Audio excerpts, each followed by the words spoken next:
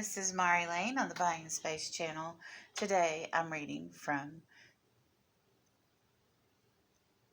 the Torah, which is the first 5 books of the Old Testament to those of you that are Christian, to have a point of reference. On this side is Hebrew, on this side is the English translated directly from the Hebrew, and we are in the book of Genesis, and we're in the book of Esau, which is Genesis chapter 36. And I've already read the first 10 verses of this book. And this is I'm going to reread verse 9. And these are the generations of Esau, the father of Edom, in Mount Seir. These are the names of Esau's sons. Ephraim, the son of Adah, the wife of Esau. Reuel, the son of Basemath, the wife of Esau. The sons of Eliphaz were Timon, Omar, Zepho, Gatam, and Kinzah. And Timah was the concubine to Esau, Esau's son, and she bore to him Amalek.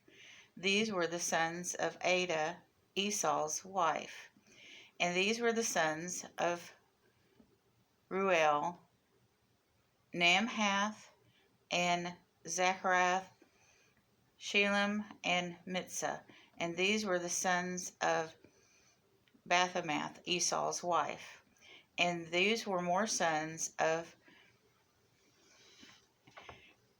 Oholibamah, the daughter of Anah, the daughter of Zebulun, Esau's wife. And she bore to Esau Yelish, and Lalim, and Korath. And these were the dukes of the sons of Esau. The sons of Eliphaz, the firstborn of Esau, Duke Telem, Duke Omar, Duke Kinzan, Duke Korath, Duke Gatam, Duke Amalek. These are the dukes of Elamaz in the land of Edom. These were the sons of Adah. And these were the sons of Reuel's, Esau's son, Duke Namchath, Duke Zerach, Duke Shalom, Duke Mitzah. And these are the dukes of Reuel in the land of Edom. These are the sons of Balamath, Esau's wife. And these are the sons of Alabama, Esau's wife, Duke Yiddish, and Duke Elam, and Duke Korash. These were the dukes of Alabama, the daughter of Anan, Esau's wife. And these were the sons of Esau, and these were their dukes. This is Edom. So we go through the sons and grandsons of Esau. And you might think, well, why would Moses do this? Why is this important? Why is Esau's family important at all? Well, Esau married Canaanite women, specifically Hittites here. And his third wife in this group of wives is a daughter of Ishmael. And Esau and Ishmael both had grievances because they didn't receive the birthright. They didn't receive the inheritance. They didn't receive the promise. All of Ishmael's descendants and all of Esau's descendants were not circumcised. They were not worshipers of Yahweh or the Lord or God, our God, the God that Judea and Israel followed. They were not circumcised. They chose not to be. Ishmael was circumcised when he was in his father's Abraham's house, but the rest of them were not. So they're not following the law that Israel is following. And they are intermarrying among all the people of the region. And Israel has a mandate that people marry within the tribes of Israel. So they're becoming ethnocentric and developing more of their own specific culture.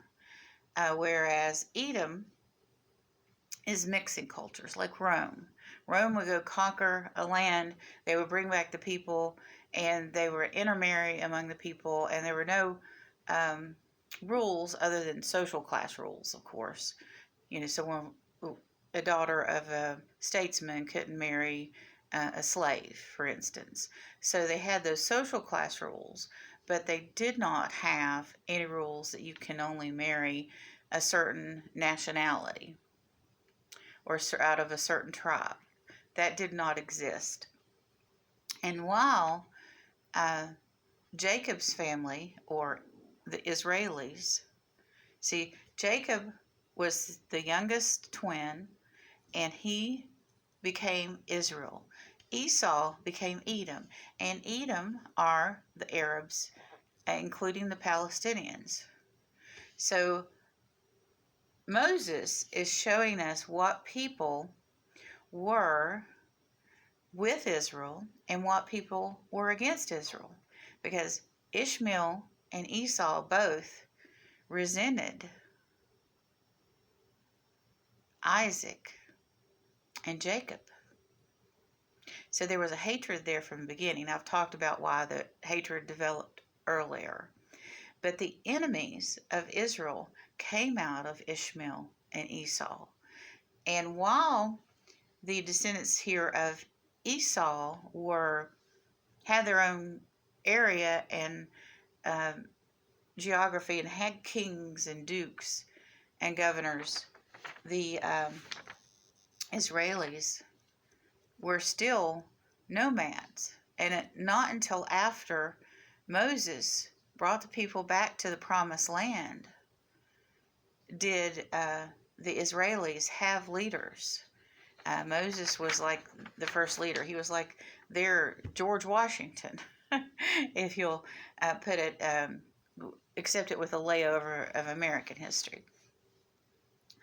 So each of these men were tribal leaders, and their tribes became kingdoms.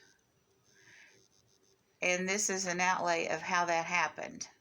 And it's very important as far as history. People say, oh, the Bible is discongruent. Like, how many wives did Esau have? Well, he had 2 to start with, and then he had these 3 that were significant in their interaction with the Israelis, with the Jews, with the children of Jacob.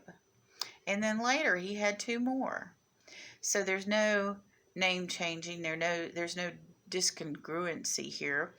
These are the Arabs. They had multiple wives. They had harems.